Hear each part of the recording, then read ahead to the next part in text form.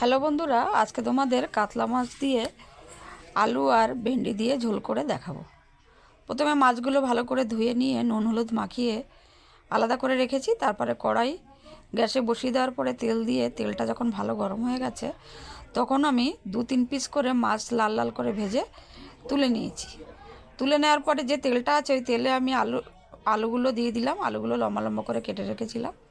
আলুগুলো দিয়ে নাড়াচাড়া করে লাল করে ভেজে তুলে নিয়েছি।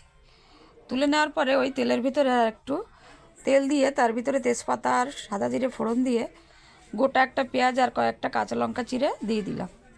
দিয়ে নাড়াচাড়া করে একটু লাল লাল হয়ে যাওয়ার পরে তার ভিতরে আমি নুন হলুদ লঙ্কার গুঁড়ো জিরের গুঁড়ো দিয়ে একটু নাড়াচাড়া করে নিলাম। নিয়ে আমি আলাদা করে মশলা করে রেখেছি হলো গোটা গরম মশলা, কয়েকটা শুকনো লঙ্কা, সাদা জিরে, আদা রসুন মশলাটা দিয়ে দিলাম।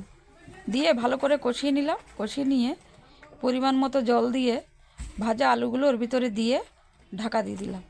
ঢাকাটা দিয়ে 5 থেকে 7 মিনিট ঢাকা দেওয়ার পরে ঢাকাটা উঠিয়ে আলু সিদ্ধ হয়ে গেছে।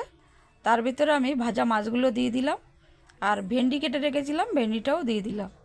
দিয়ে আবার একটু ঢাকা দিয়ে দিলাম। ঢাকাটা দিয়ে আঁচটা একদম কমিয়ে দিয়েছি। দিয়ে 2-3 মিনিট বাদে ঢাকাটা উঠিয়ে দেখি ভেন্ডিটাও সিদ্ধ হয়ে গেছে, ঝোলটাও হয়ে গেছে। এবার আমি নামিয়ে নিলাম।